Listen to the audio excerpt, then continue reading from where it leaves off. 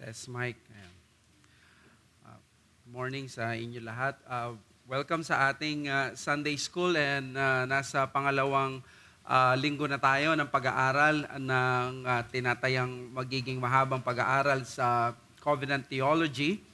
Bilang mga Reformed Baptist, it is only right na pag-aralan natin kung ano ang ang tinuturo ng ating confession pagdating sa mahalagang study na ito. I observed na hindi necessarily sa panahon natin na kapag ikaw ay Reformed Baptist ay theologically informed or theologically conscious ka pagdating sa covenant theology. That is something na malaking pagbabago o pagkakaiba nung panahon na naisulat ang mga confessions natin. Isa sa mga unang-una at palagi ang tinuturo sa mga iglesia ng mga Reform ay ang covenant theology. Simply because last week we studied that covenant theology is equivalent or synonymous to Reformed theology.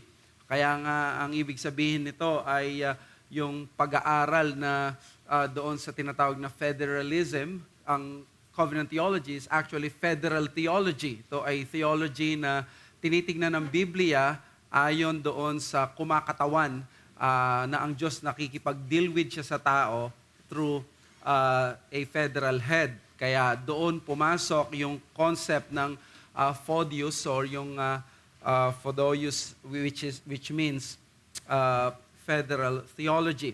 Dito sa ating pangalawang pag-aaralan, tingnan natin naman yung kalagayan ng mga Baptists when it comes to federal theology or sa covenant theology. Basahin muna natin ang Genesis 3:15. This is the promise that there will be a covenant na ibibigay ang Panginoon sa tao na siyang magiging solusyon after na hulog sa kasalanan si Adan at na-break niya yung covenant of works.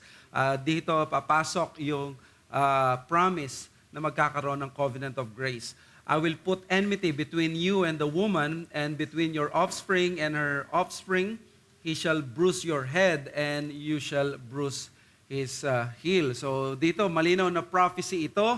We can consider this also a promise na magkakaroon ng bunga yung babae at yun ang magiging solusyon at tatalo kay Satanas doon sa problema ng kasalanan. At pag pinag-aralan natin to sa buong Biblia, makikita mo may isang storyline na sinusundan ng Biblia mula dito sa text na ito. At kung makikita mo magde-develop, magpo-progress, makikita mo na ang Old Testament at New Testament, hindi talaga pala sila dalawang magkahiwalay na libro. Sila ay iisang libro at least sa isang anggulo. At yan ang covenant theology. Tinatry niyang tingnan yung buong Bible as one story. Dalawang testaments na makikita natin na iisang storya pero may progression. Now, kahapon, last week pala, covenant theology, as we have studied, ito yung time-honored na time-tested na theological lens kung paano inuunawa ang scripture. Ang karamihan ng mga evangelicals ngayon, ang kanilang lens, paano nila tingnan ang scripture, ay yung tinatawag na dispensationalism.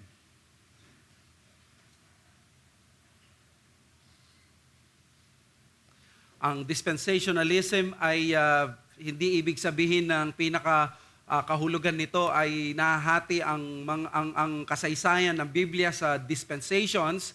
Hindi yun yung pinakamahalaga. Ang pinakamahalaga sa dispensationalism ay yung may dalawang peoples of God. At isa lamang sa features nito ay yung mas ine-emphasize niya yung discontinuity. Kaya nagkakaroon ng iba't ibang epochs, dispensation of innocence, of conscience, of government, of promise, and of the cross.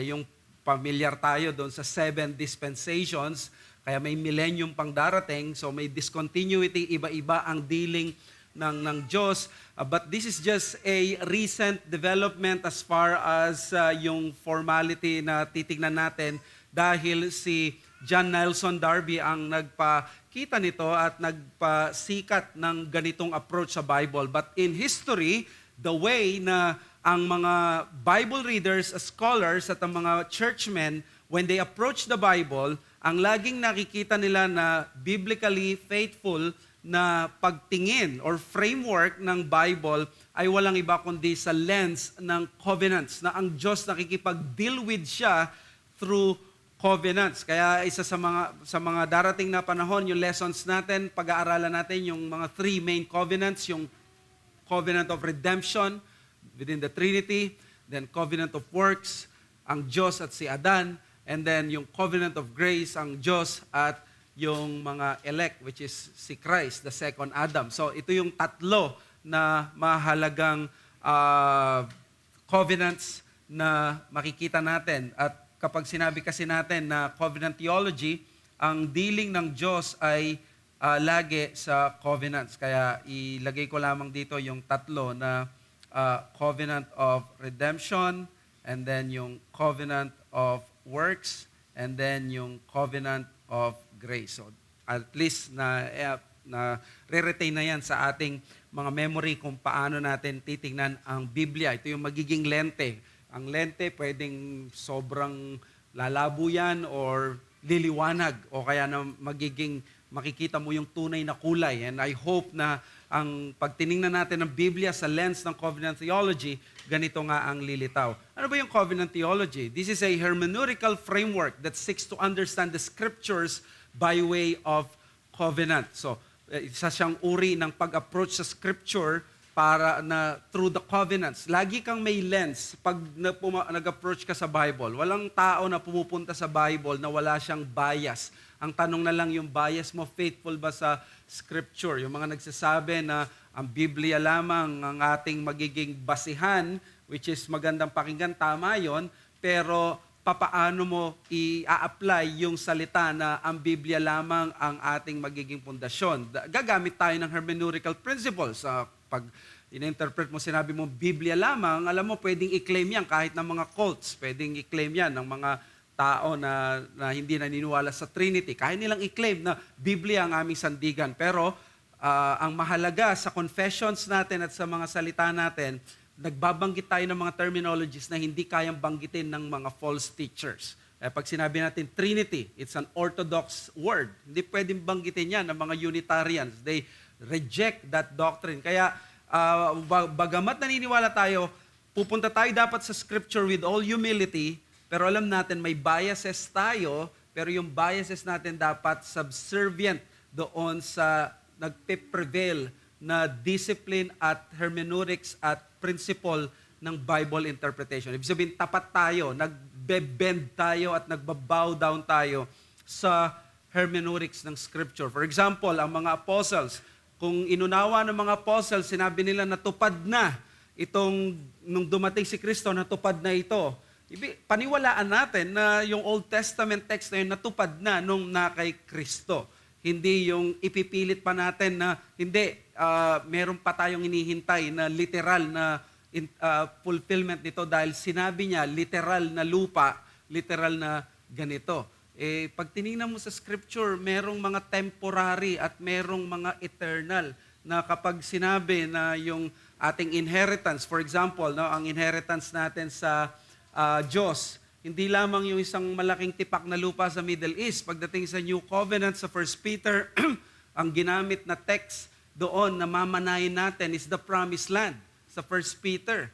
Pero yung word na promised land na ginamit, it's the inheritance na ng believers at tumutukoy na yon sa eternal state, which means the new heavens and the new earth. So yung pala yung tinutukoy.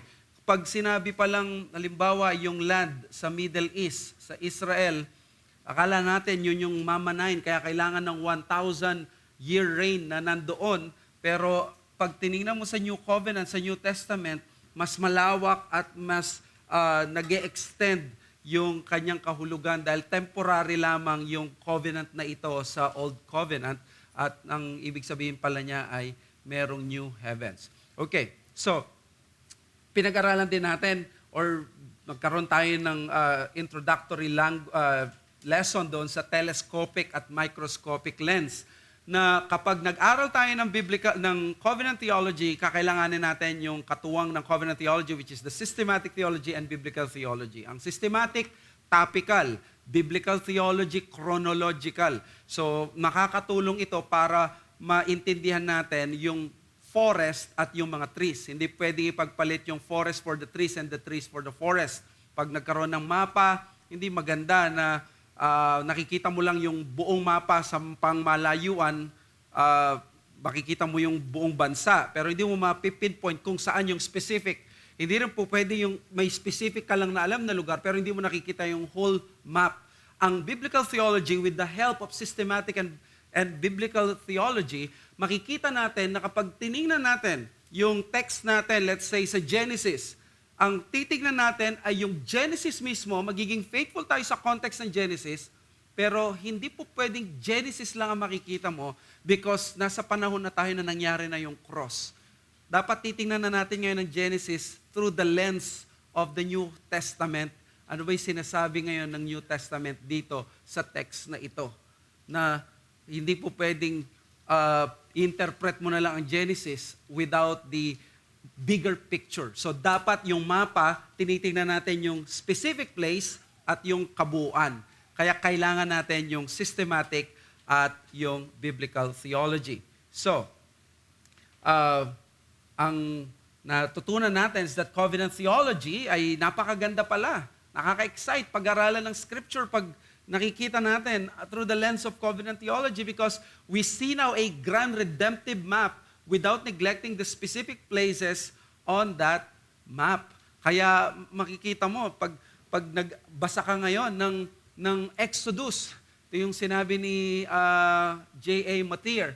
Sabi niya, pag tinanong mo at in-interview mo yung mga taong lumabas sa Exodus, tatanungin mo paano ka niligtas ng Diyos. Sasabihin nila, niligtas kami hindi dahil sa sarili naming mga kabutihan, niligtas kami ng Diyos doon sa pamamagitan ng dugo na pinahid, nakalusot kami dahil doon. Merong propetang dinala sa amin, si Moses, pinroklaman niya sa amin na ito yung pangako ni Yahweh, kunin namin, at ganon, na kami ay nakaligtas. Pagdating sa New Covenant, pag binasa mo yon, maintindihan mo, teka muna, parang katulad ito ng storya ng buhay ko, kung paano ako niligtas ng Diyos. Lilitaw ngayon, pag binasa mo yung Exodus, it's not only about a story of heroism at bravery at ng freedom. Yung freedom pala na yun, it speaks of the eternal salvation from the slavery of sin. So from Exodus, nagiging issue pala siya ngayon ng pagkalaya sa kasalanan. Di ba napakaganda ngayon na pag pumunta ka ngayon sa Exodus, hindi mo may isip yung salvation mo kapag nabasa mo yung Passover meal. Hindi mo pag nakita mo na meron silang pinahid na dugo at pag binasa mo na ang scripture, merong ang pagliligtas ng Diyos ay laging doon sa dugo ng inosente. Kaya makikita mo na napakaganda ng scripture. Hindi siya isinulat ng mga individual lamang na walang divine author at walang superintendence ng isang divine being. Now, lilipat tayo ngayon sa pananaw or sa issue na kung ang covenant theology ay time-honored lens ng pag-approach sa scripture, may mga tao magkiklaim na kaming mga mga reform ang gagamit niyan. Kayo mga Baptist, di naman kayo ganon. Ang tanong dito, tayo bang mga Baptist, tayo ba ay ginagamit ba natin? At tayo ba ay nakilala bilang mga taong naniniwala dito sa ganitong approach? Well, as I have said, since the covenant theology provides the most reliable lens in understanding the framework of Scripture, did the early Baptists subscribe to it? Yun yung tanong . Ang una bang mga Baptist ay ginamit nila ito?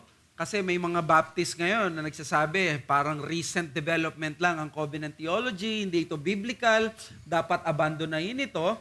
Well, maraming modern day ngayon na mga Baptist nag-abandon sa rich covenantal heritage ng covenant theology and the attraction of simplistic view of salvation has allured them far too long. Pag tiningnan mo ngayon, 'di ba, pag pupunta ka sa isang typical evangelical Baptist or Baptistic church, ano mapapansin mo? Kapag gumagamit yan ng salvation, yung sinner's prayer, yung easy believism, ang mapapansin mo sa kanila, they teach salvation as what? ABC. Accept that you're a sinner, believe on the Lord Jesus Christ, confess your sins, and take the promise. Now, yun ba ay mali? Not necessarily, kasi totoo naman that we have to accept that we are sinners, that we have to believe on the Lord Jesus Christ, that we need to confess. But, the problem is, hindi ganon kasimplistic lang ang doctrine of salvation. Our salvation is so great, sabi ng Hebrews chapter 2. It is indeed a rich salvation na pinlano ng Diyos noong una pa, at ito ay merong napakadakila na plano. At pag tinignan mo sa scripture, may blueprint. Parang meron tayong mapa na tuturuan tayo kung paano natin makikita ito. Kaysa magiging simplistic lang ang tingin natin ng salvation na parang ticket lang para makapunta ng langit o kaya fire exit para maiwas sa impyerno, ang covenant theology, mas ine-elevate niya yung pananaw natin sa kaligtasan. Mas tinuturuan tayo nito na hindi lang fire exit ang salvation. It is a means para mas magkaroon tayo ng communion sa Diyos at maging kawangis tayo ni Kristo at tayo ay makapiling natin ng Panginoon magpakailanman. Nandoon yung tinatawag nilang beatific vision.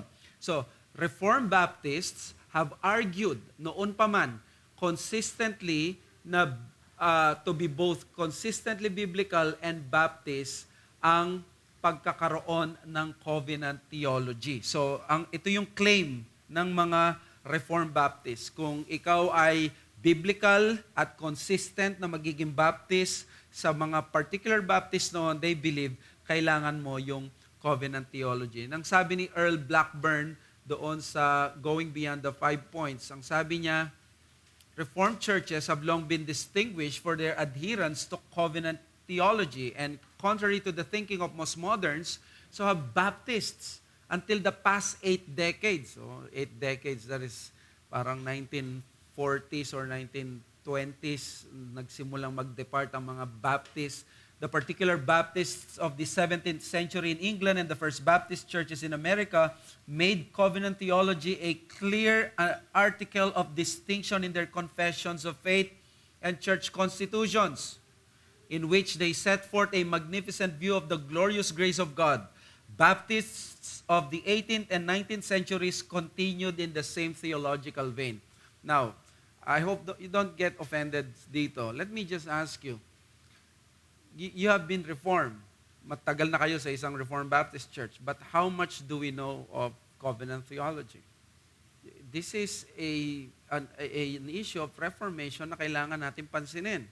Sinasabi dito, ito ay isang fundamental article sa kanilang confession of faith, yung mga unang Reformed Baptist churches sa Amerika at maging nung 17th or 1600s hanggang 1700s, 1800s at 20th nung mga early 2000s, mga 1900s. Pero somehow, dumating yung point na bago mag 2000 or yung generation ng bago mag World War II, and after that, biglang na-lose ang interest ng mga Baptists and even sa mga Reformed Baptists pagdating sa issue ng covenant theology. Oh, we believe in covenant theology, pero we really do not understand much ng mas malalim paano ito nag-work. Si Jim Renihan sa Recovering a Covenantal Heritage, sabi niya, from their beginnings in the 17th century, Baptists on both sides of the Atlantic were thoroughly covenantal. Formulating their doctrine in the familiar terms of Reformed Orthodoxy, they built a theological system that was easily recognized by all of the strands of churches coming out of the Reformation. This commitment was expressed in their confession, their published books, and may be seen in surviving manuscripts document. So, ayun. Kaya makikita natin sa mga published books, sa mga manuscripts natin, na napakahalaga ng covenant theology So if you feel somewhat a lack pagdating sa covenant theology, kayo ma-discourage. This has been a common thing sa generation natin, but that is something na kailangan ma-solve natin.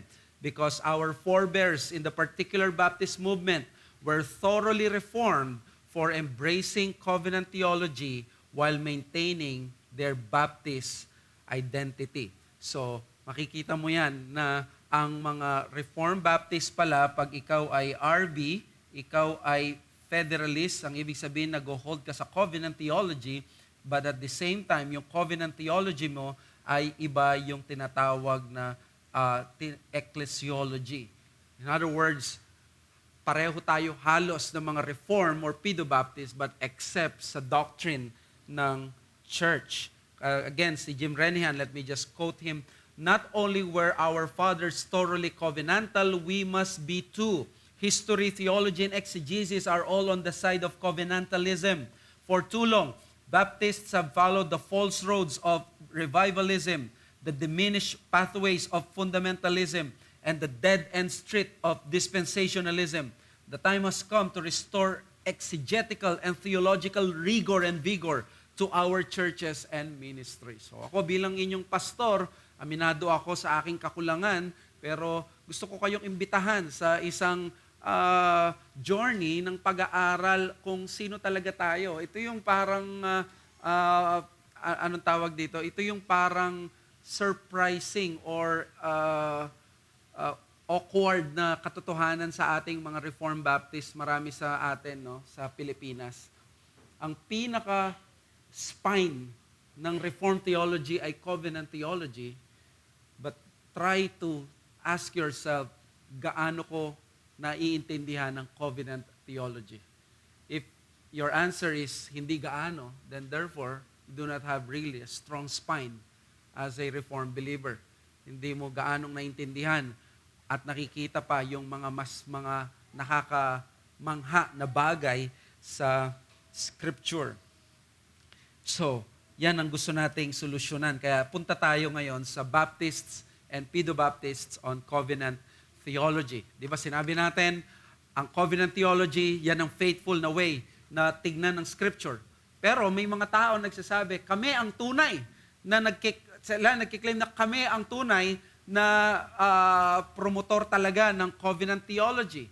Ang mga Baptist, sila ba ay proper heir ng covenant theology? Let's try to see that.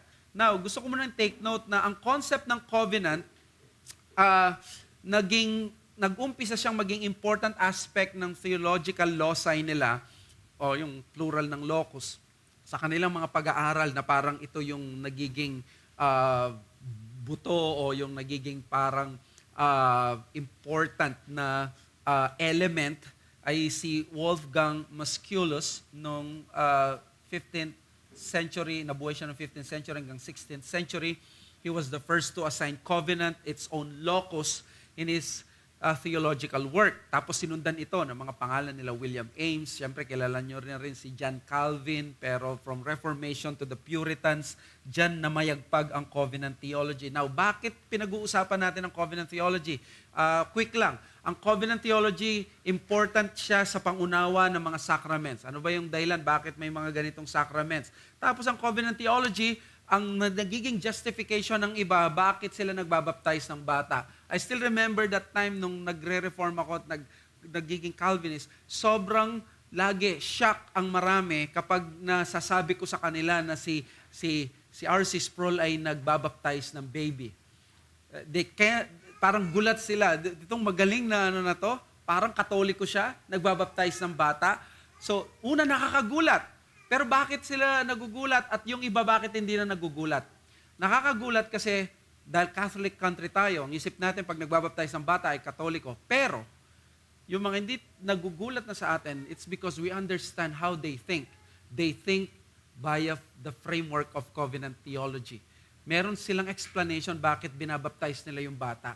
At yan yung gusto nating pag-aralan ngayon. Now, it has been made clear ng covenant theology or tawag dito federal theology. Kaya pag sinabing federalism, hindi po kagad yon 1689 yung sikat ngayon na pinag-uusapan sa mga Reformed Baptist. Ang 1689 federalism ay isang approach or isang uri ng pagtingin sa federal theology. Ang lahat na naniniwala sa covenant theology ay tinatawag na federalism. Ang mga reform, federal theology ang hawak nila because ang federal is headship. Merong first Adam na may covenant of works, ang Diyos sa kanya, and then may second Adam, covenant of grace, of course, representative ng mga elect. So, kung naniniwala ka sa federal theology, that makes you I think, reformed theology. Ang ibig sabihin niyan. Kaya nga, may dalawang uri ng federalists at sino yon? Itong mga Pedo-Baptist at mga Credo-Baptist. Now, may mga iba na mga Reformed Presbyterians na ayaw nila tayong kilalanin na mga Reform, ang tawag sa atin mga particular Baptist, pero let's try to assume muna na we are right on this matter. So ang tawag dito ay dalawa, Credo-Baptist, Pedo-Baptist. Ang ibig sabihin nito, nagbabaptize sila ng bata.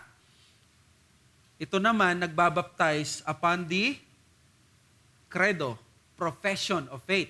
So basically, ito yung nagbabaptize sila ng tao na kailangan mag-profess muna ng pananampalataya bago maging part ng iglesia. Ito, Pedo-Baptist, baby pa lang, basta anak ng believer, ibabaptize nila. So this is historically proven by the production ng 1689 Confession of Faith na parang kinopyang todong-todo ang Westminster Confession. Di ba kasi kanina sinabi natin, theological brothers ang Credo-Baptist Federalist at Pedo-Baptist Federalist. Ang mga Reformed Baptist at ang mga Presbyterians, theological brothers sila. Why? Because ito yung pinakita ng 1689. Nung sumulat sila ng 1689, magagaling ang mga pastor na to, mga theologians sa mga particular Baptist. Pero ang ginawa nila, ginamit pa rin nila yung language at terminologies ng Westminster, yung lola. No? Yung Westminster Confession of Faith, yan ang lola. Ang anak niya ay yung Savoy Declaration of Faith ng mga Congregationalists noong 1658 at yung kanyang apo ay ang 1689 Second London Confession of Faith. So, ang Second London Confession, yan ang Baptist Confession, Congregational Confession, ang Savoy, at yung Westminster Confession, yan yung Presbyterian. So, makikita mo yung tree, yung genealogical tree niyan, no? Now, yung family tree.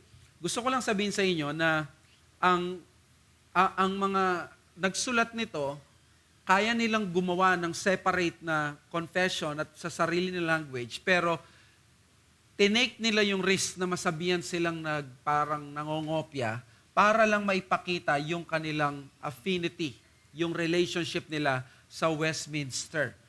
Kaya ito yung katotohanan. Pero saan nagbabago at nagkakaiba ang mga presby sa Second London? Saan, Brad? Saan nagkakaiba? Pareho niyong mahal ang Panginoon. Pareho nating pinaniniwala ng Trinidad. Pareho nating pinaniniwala ng maraming doktrina. Pero pagdating sa ecclesiology, yan ang ating magiging difference. Yan ang sabi ni Lig Duncan sa kanyang mga lectures. The biggest point of issue between the Baptist position on baptism and the Presbyterian or the Pedo-Baptist position on baptism is not in our doctrine of the sacraments. It is in our doctrine of the church. Ecclesiology, hindi lamang baptism. Ang baptism is the practical outworking ng difference na yon. The most obvious na difference natin is baptism, pero outworking na lang yon ng deeper divide on the nature of the new covenant people of God. So in other words, hindi baptism talagang difference. Ang difference natin sa mga Presbyterians ay yung sino ba talaga ang pwedeng maging member ng new covenant people of God. Kaya nagbabaptize sila ng bata, they believe, ang mga babies na ito, na anak ng believers, they ought to be part of the covenant community. While ang mga Baptists, they do not believe, mas stricto sila sa membership ng New Covenant people of God. Ng New Covenant people of God, hindi pwede na maging member ang isang baby, kahit anak pa yan ng Christian, dahil siya ay, quote and unquote, unregenerate. Yan ang sabi ni Pascal Denault, isang book na maganda rin na kung meron kayong means na ma-purchase nyo, available to sa Amazon at sa magandang mabili natin, yung revised edition na ang bilhin, The Distinctiveness of Baptist Covenant Theology. Hindi to revised edition, pero may revised edition siya na binago niya yung position niya doon sa issue ng republication of the Covenant of Works.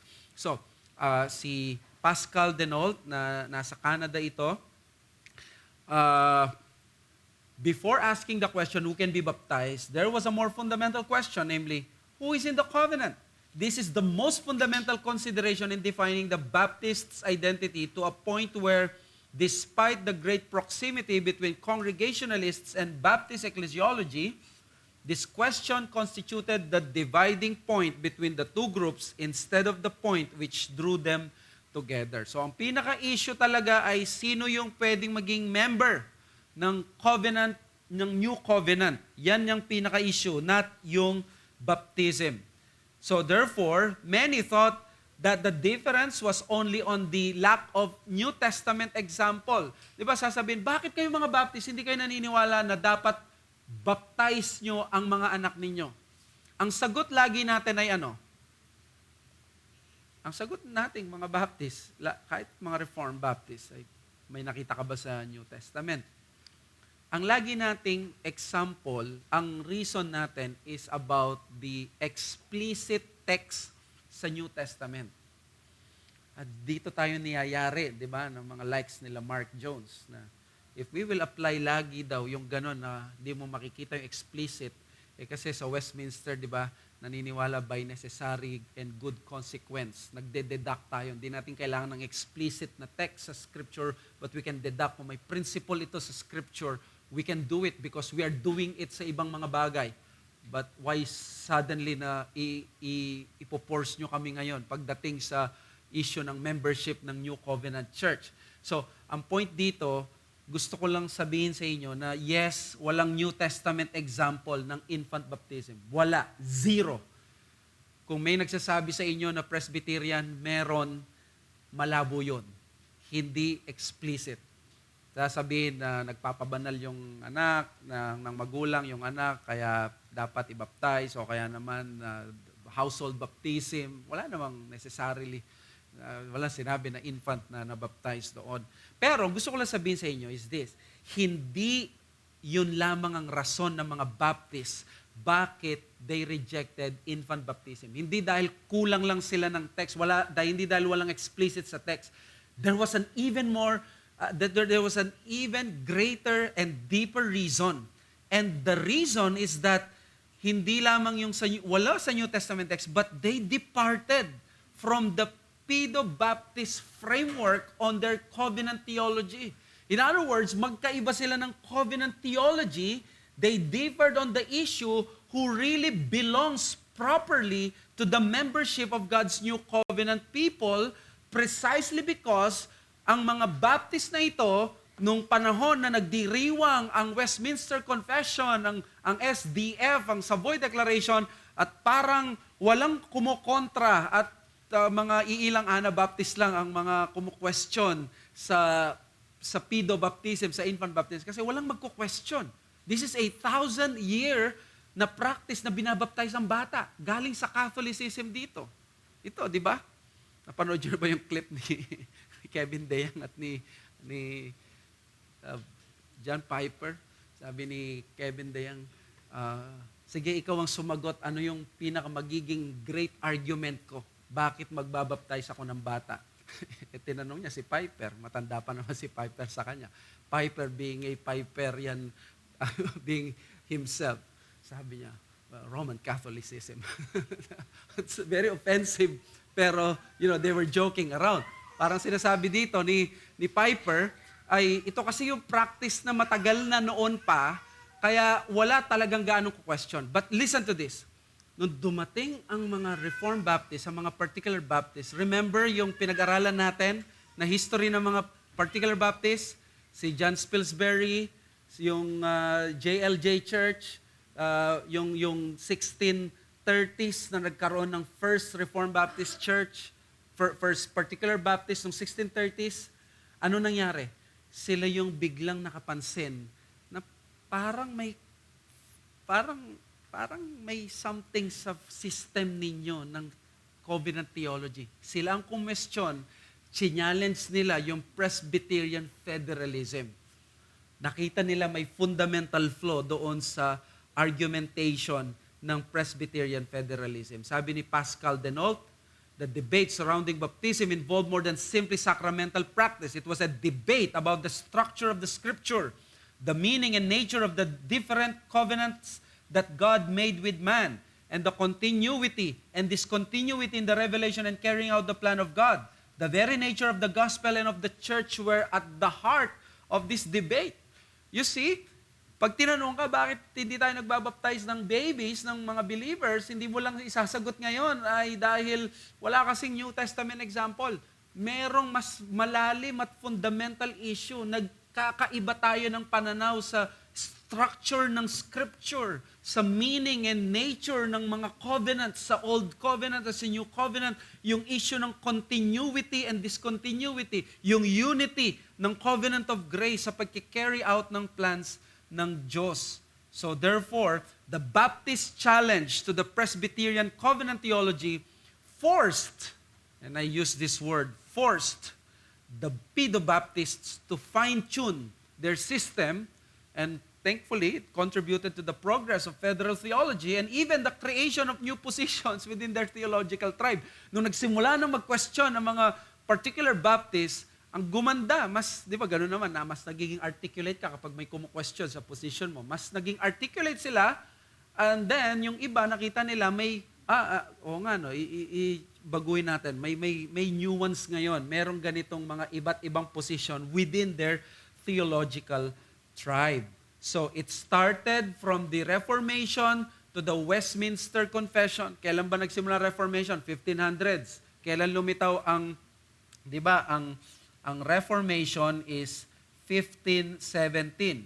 Ang pinakauna na systematic theology book ng Reformation ay nung 1530s, yung Institutes of the Christian Religion ni John Calvin. So that is, kailan ba yung Westminster Confession of Faith? This is 1646. So isipin ninyo yan, that's 100-year-old na nilang pinag-iisipan, pinag-meditate, nire-reflect, nginunguya. So therefore, na-solidify na yung Pedobaptist position. Galing nga sila sa medieval age, medieval period na natural sa kanila yung pagbaptize ng baby. Kaya kapag ikaw doon, nagbaptize ka ng adult, yun yung parang kakaiba. Ginagawa lang yun sa mga pagano, di ba? Yung pag kinonquer nila yung lupa, yung mga adults sila yung ibabaptize nila. So, isipin ninyo yon.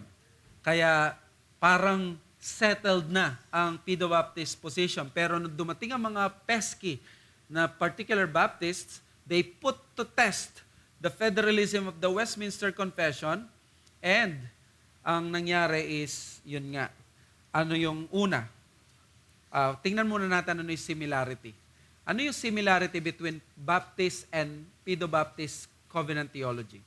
Ang similarity, dapat tindaan natin, there is only one covenant of grace. So at least dito magkakasundo. Bakit? Ang dispensationalism, pag sinabi kasing one covenant of grace,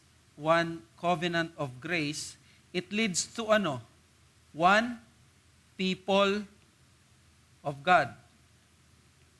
So, pag one people of God, dalawa ang pwedeng dito, mga presby, sabihin na natin, Presbyterian and Reformed, tapos nandito yung RB, Reformed Baptist. Yung one covenant of grace, pinagsasama nila, magkakampi sila. Pero, di ba, sa dispensationalism,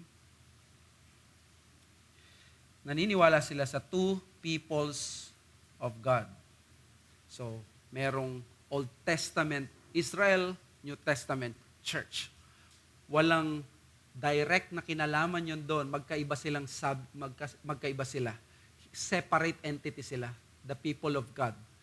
tayo, we believe that there's only one people of God. So dito magkakasundo ang mga Presbyterians at ang mga Baptists because yung simula na naligtas na unang tao hanggang sa huli, they comprise the one people of God.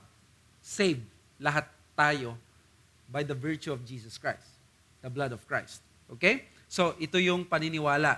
The 1689, along with its covenant theology, was drafted with the pursuit of unity with Pedobaptists in mind.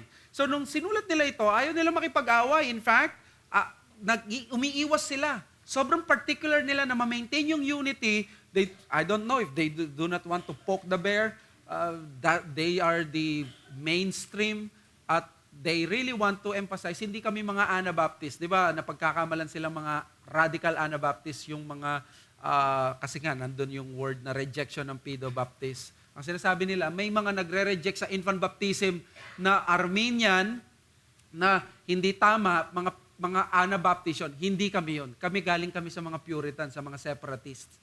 We question your infant baptism, but we are not like those people na nanggugulo sa lipunan. Mga fascists, mga hindi naniniwala sa authority ng king. So they are really doing bad things sa society. Now, bigyan ko kayo ng example, si Nehemiah Cox, siya ang tinitingala na greatest covenant theologian ng mga particular Baptist ng panahon na to. In fact, siya yung may book, hindi ko lang naidala dito, yung From Adam to Christ. Yun yung book niya na isinulat, yung book niya, yung treatise niya about covenant theology na Baptist covenant ang understanding. So, si Nehemiah Cox, ayaw niyang i-publish yung work niya on covenant theology and baptism para ma-avoid yung controversy. So, napilitan na lang siya na i-publish ito para magkaroon ng clarity. So, therefore, ayaw nila. The 1689 framers were careful to avoid the errors of Socinians. Ng mga Socinians, nireject nila altogether yung concept ng covenant of grace. Ito yung mga nagre-reject sa Trinity, nireject nila yung covenant of grace. So, ang mga, andito yung mga Presbyterian and Reform, Westminster. Andito yung Socinians. Andito, ayaw nilang maging katulad ng mga Socinians. So, ang gusto ng mga Reformed Baptists or yung mga particular Baptists, hindi natin pwedeng i-reject yung covenant of grace. Pag ni-reject natin yung covenant of grace, magiging katulad tayo ng mga Socinians. Tiningnan nila ang covenant of grace. Nasa Bible ba? Yes, nasa Bible yung covenant of grace. Ano ba yung covenant of grace? Baptists affirm the truth of the one and only covenant of grace which include all the saved people of God throughout the ages. Ayan ang sabi ng ating confession, di ba? Sa chapter 7, paragraph 2. Moreover, man having brought himself under the curse of the law by his fall, it pleased the Lord to make a covenant of grace. Nung nahulog sa kasalanan ng tao, it pleased the Lord na magkaroon ng covenant of grace. Nung nahulog sa kasalanan ng tao, Genesis 3:15, pumasok na yung promise or yung announcement na magkakaroon ng covenant of grace. So, the one people of God correctly points to only one covenant of grace. So that is the similarity. So far so good. O, dito naman tayo magkakaroon ng konting pag-uusap. Ano naman yung difference? Maraming difference syempre, pero ang ibibigay ko sa inyo ay eto. Number 1, yung greatest na difference natin, one substance, two administrations. Now, if you are an ordinary member, maririnig mo to, pwede kang ma-discourage, mag-drift away na yung mind mo, hintayin na lamang yung matapos itong lecture. But please, do me a favor. Try natin na i-engage ang sarili natin as I try na i-explain sa mababaw na paraan itong one substance, two administrations na ito. Ano ba yung one substance, two administrations? Pag sinabing one substance, two administrations, ang sinasabi dyan ng covenant ng Presbyterian ay ganito. Mula Genesis 3:15 hanggang sa katapusan, may iisa lamang covenant of grace.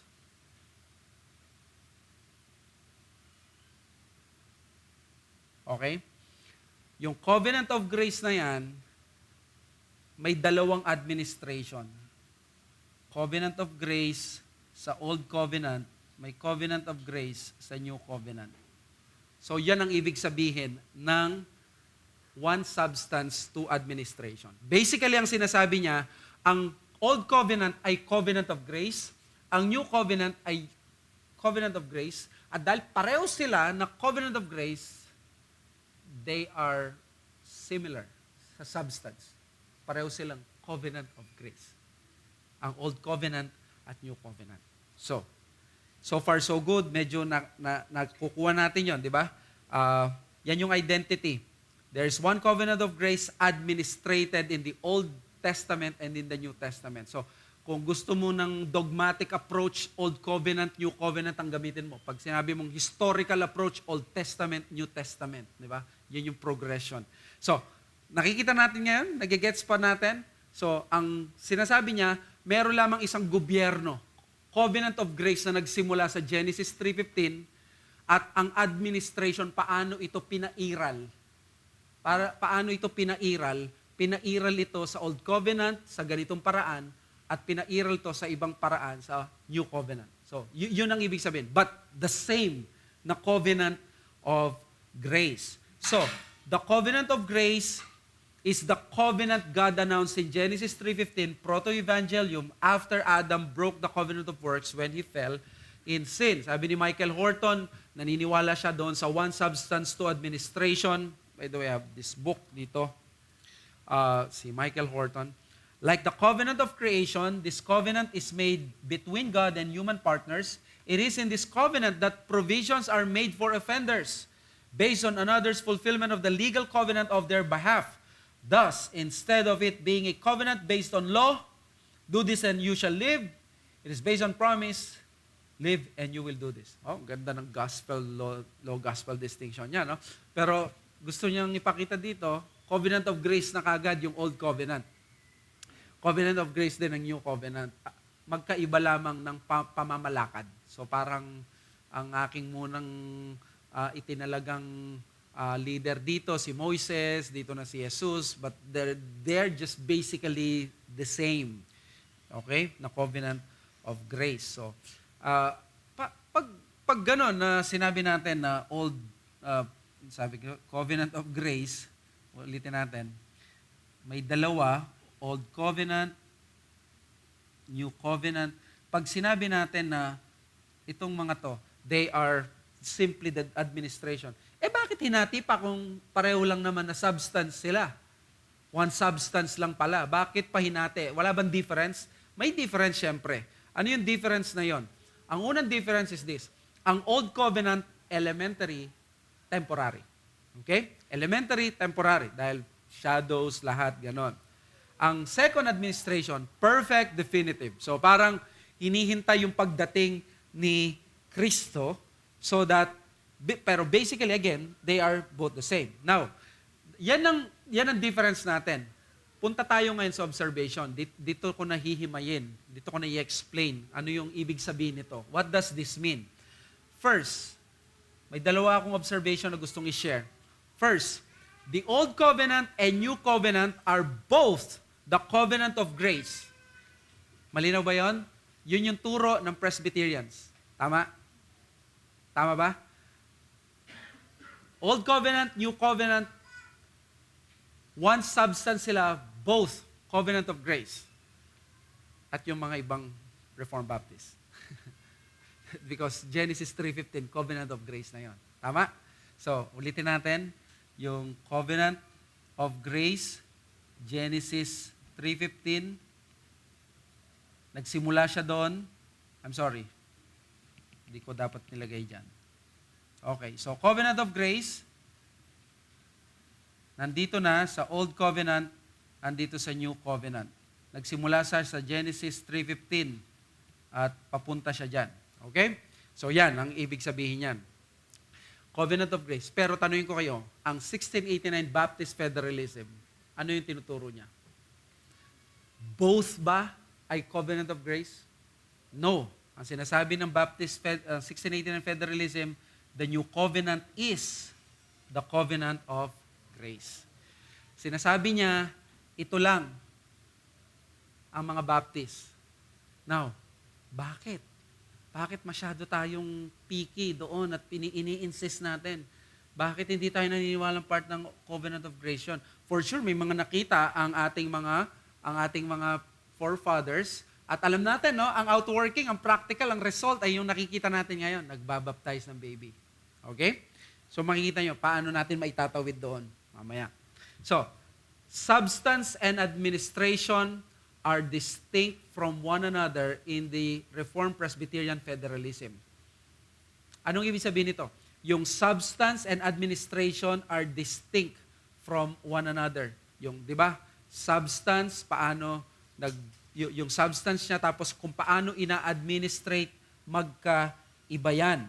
So that, kung ganun na mangyari, sabi ni Lyle Bierma sa Covenant Theology of Caspar Olivianus, isang kilalang reform nung mga unang panahon. The key to Olivianus' doctrine of the covenant of grace is to be found in three distinctions he frequently makes. An explicit distinction between the substantia and the administratio of the covenant. Okay, so doon na lang muna. Basahin ko na rin pala ito, mahalaga. Though implicit distinction between the outward administration of the covenant promised to all within the visible church and the inward administration of the substantia. So parang basically sinasabi niya, yung substance at administration magkaiba. At ang pinaka-result nun, meron talagang mga tao na substance na sa loob, na part ng people of God, pero may mga iba na outward, na part ng people of God, pero hindi talaga tunay sila saved. Naririnig niyo yung visible, invisible church? O, ito yun. Yun ang magiging result.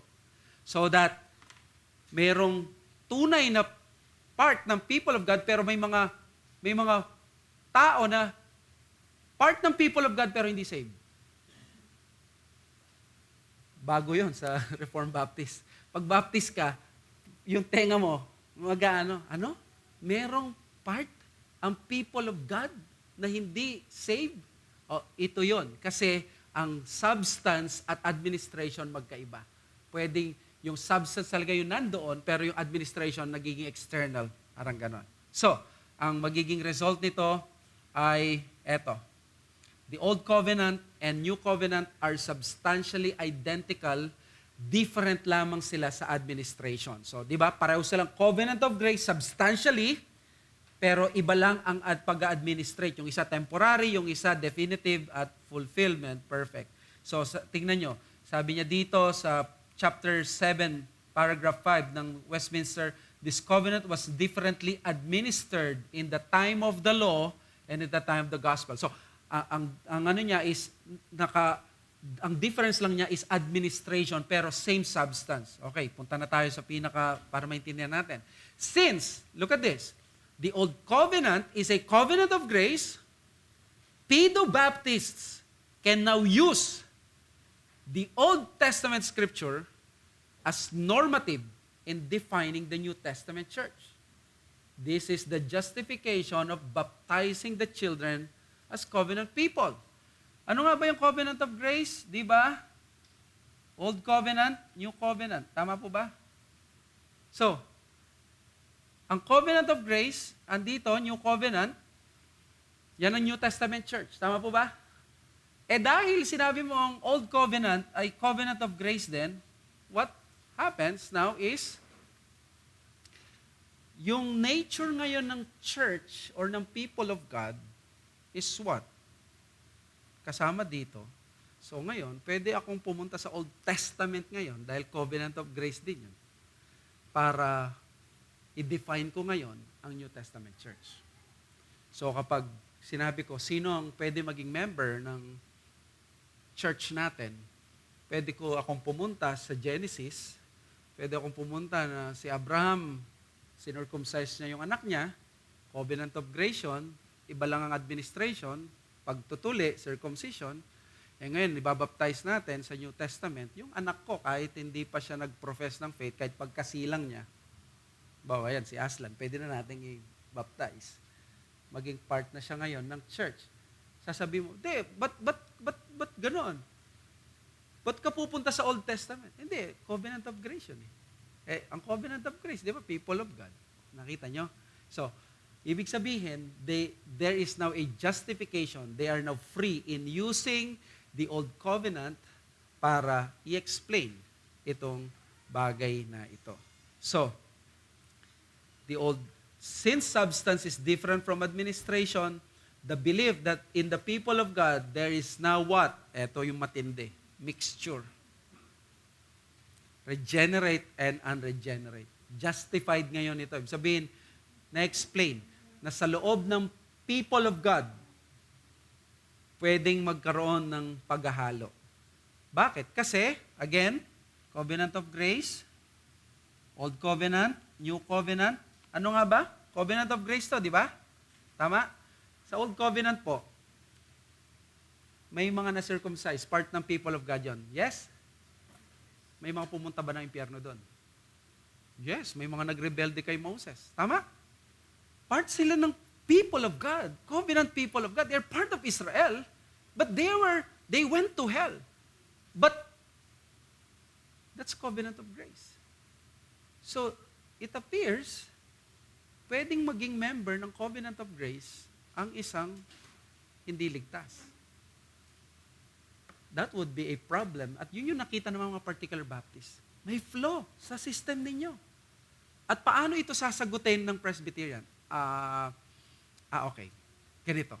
May mga visible at invisible. Ayan. Merong mga members sa loob, substance, merong mixture.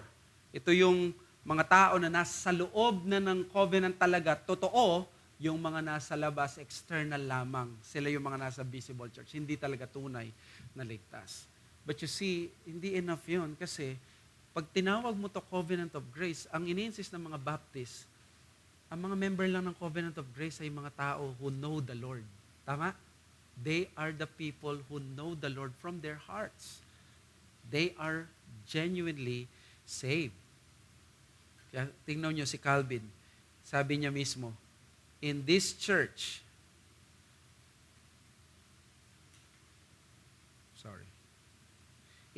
there is a very large mixture of hypocrites who have nothing of Christ but the name of an outward appearance. Ang tinutukoy niya church dito, hindi local church. Ang tinutukoy niya dito, the Church of Jesus Christ. So meron sa universal church na invisible, visible part na mixture, mga totoong ligtas at hindi ligtas. Sabi ni Pascal Denold, by distinguishing the substance from the administration, the Pedobaptists could consider a place for the non-chosen within the covenant of grace and thereby make a place for the natural posterity of believers and give them the right to baptism. The external administration of the covenant of grace would therefore contain the regenerate and the non-regenerate, while its internal substance would only contain the regenerate. According to the Pedobaptists, non-regenerate persons within the covenant of grace benefited from a status among the people of God by being exposed to the preaching of the gospel and in taking part in the sacraments. However, only the regenerate reaped the full benefits of the substance of the covenant of grace by virtue of the internal efficacy of the Holy Spirit. Hence, there was a natural way and a spiritual way to find oneself in the same covenant of grace. Kita ninyo? Pwede ka maging member ng covenant of grace naturally. Pag anak ka ng Christian, pwede ka basta i-baptize ka. Pero sasabihin nila, hindi naman ibig sabihin nun, kung ikaw, yung tao yan, hindi talaga siya ligtas, nag-benefit lang siya na napakinggan niya yung gospel or gano'n. Pero ang tanong ng mga Baptist, sasabihin nila, ba't kailangan yung i-declare na part siya ng people of God? Bakit kailangan i-declare na siya ay part ng covenant community? So, to conceive of the covenant of grace as having unregenerate members is gross error that Baptists cannot and will never ever accept. Sabi ng mga theologians, kayo bang mga Baptist sa mga churches nyo ba, regenerate ba lahat? Di ba may mga nag-apostatize? Hindi kasi yun issue ng local church. Ang issue dito, covenant of grace. Tayo naniniwala, lahat ng member ng covenant of grace, ligtas. Tama? Lahat ng member ng Universal Church of Christ, ligtas. Hindi tayo intentionally at hinahayaan na alam natin ito, hindi pa siya nag-profess ng faith, tatanggapin natin. Kung may makapasok dito sa local church natin, it is because nakapasok siya ng hindi natin alam. Pero yung good conscience natin, we only accept regenerate membership. Tama po ba? Hindi natin sinasadya. Hindi itong pag-alam natin, yung baby na to, wala naman to, hindi pa natin alam kung nag-exercise na siya ng faith o hindi. Bakit natin siya tatanggapin? Yes, totoo, merong mga but we are not talking about the local church. We're talking here about the covenant of grace. The covenant of grace, pag sinabi mong merong hindi ligtas, teka muna. Napakalaking problema nun sa ginawa ni Kristo. Kaya nyo bang ipangaral sa pulpito na yung part ng covenant of grace ni Christ sa new covenant may mga hindi ligtas? Parang ang hirap sabihin nun, di ba? Kasi alam natin, lahat ng bahagi ng New Covenant, ligtas. Kaya nga naglo-Lord's Supper tayo. There is forgiveness through the blood of Christ. So, therefore, etong Baptist entrance to the covenant of grace is not by physical generation, but regeneration. Sabi ng mga Pedo-Baptist, pwede kang maging bahagi ng covenant of grace by physical generation. Anak kita, anak ng member, pwede. Sabi ng Baptist, no, hindi physical generation. Spiritual generation, regeneration. Yan ang entrance. Ang Bible kasi sinasabi niya, circumcision of the heart, not the circumcision of the flesh. Romans 2:28-29, for no one is a Jew who is merely one outwardly, nor is circumcision outward and physical. But a Jew is one inwardly, and circumcision is a matter of the heart, by the Spirit, not by the letter. His praise is not from God, but from man. So in other words, ang tunay na part ng covenant of grace, hindi yung na-circumcise physically, hindi yung season pa naman ngayon sa Pilipinas ng circumcision. Hindi yung mga yon na anak ng mga Israelita, ang mga nagiging part ng covenant, yung na-circumcise in the heart. So, to the particular Baptists, the old covenant is not the covenant of grace because only the new covenant is the covenant of grace. Mahalaga ito na i-distinguish natin yung covenant of grace, old covenant, new covenant, na ito lamang siya. Dito, it's not. Bakit? Mga kapatid, kasi ganito yan. Kapag nag-baptize ka ng baby, at pag hindi ka nagpa-baptize, pinigilan mo yung baptism ng bata sa New Covenant, sasabihin sa'yo ng presbyterian, teka muna, bakit mo pinipigilan yung baptize yung bata? Sino nagsabi nag-change ng rules? Remember, one substance only, nag-iba lang ang administration. Anak ng believer sa Old Covenant, pwedeng maging part ng covenant community. Anak ng believer sa New Covenant, maging part. The same substance. Iba lang ang administration. So, ba't ka mag-change ng rules during the game? Walang ganon. Ang 1689 Federalism, ang strength niya, sinasabi niya, no, do not tinker with this because the old covenant is not the covenant of grace. Dito lang tayo. So, therefore, ang patakaran sa church, hindi siya kukunin sa old covenant because it's not the covenant of grace. Dito lang tayo sa new covenant. Pag meron tayong gagawin sa New Testament church, sa people of God dito sa atin, punta tayo sa New Covenant, sa Covenant of Grace. In fact, remember this. Pastor, wala ba naligtas sa Old Covenant? Dahil walang covenant. Meron. Naligtas sila by the virtue of the New Covenant. Si Christ, tinitingnan nila. Pag nag-alay sila, at ang tingin lang nila doon sa alay na yon para ma-sanctify sila yung conscience nila, para sila makalusot sa panahon na yon, yun lang yon. Pero kapag titingin sila na merong greater, na merong Savior, merong Lamb of God which takes away the sin of the world, doon sila maliligtas. Yun sabi ng Hebrews chapter 10. Hindi makakapaglinis ng kasalanan yung mga dugo na yon, pero makakapaglinis lamang ng kasalanan na yung dugo ni Kristo. So kailangan tumingin sila doon sa dugo na paparating. So therefore, mga kapatid, ang New Covenant, nagliligtas na siya kahit wala pa yung New Covenant. So may naligtas sa Old Covenant, sabi ni John Owen, naliligtas sila sa Old Covenant, not by the virtue of the Old Covenant, naliligtas sila by the virtue of the New Covenant. So, merong grace sa Old Covenant, but by the virtue of the New Covenant. Napakatindi nito, lalo na sa pangangaral. Pag nangaral ako, kailangan maipakita ko sa inyo na ang tanging kapangyarihan makakapagbabago sa inyo, manggagaling sa New Covenant. Hindi lang sa kung ano-anong uri ng obedience. Hindi pwedeng i-obey nyo lang ang Ten Commandments. It's the same thing na pinagawa sa mga Israelita. Obey nyo yung Ten Commandments, naligtas ba sila? No. Ang tanging ma-accept na uri ng pagtupad sa Ten Commandments ay yung tumupad sa Ten Commandments dun sa New Covenant. Ang tanging righteousness na tatanggapin ng Ama ay yung pagtupad sa Ten Commandments from the New Covenant, which means si Christ. Si Kristo, ang tunay na nakatupad. Kaya pag sinabi ko sa iyo na tuparin mo yung Ten Commandments, alam mo ba, you're just sounding like a person sa Old Testament na sinabi ang Ten Commandments. At hindi sila maliligtas doon. Maliligtas sila is pag tuparin mo at mapiplease ang Diyos, tuparin mo ang Ten Commandments doon sa virtue at sa power na nanggagaling sa New Covenant ni Christ. Okay, so, tagal ko na pala. I'll stop here.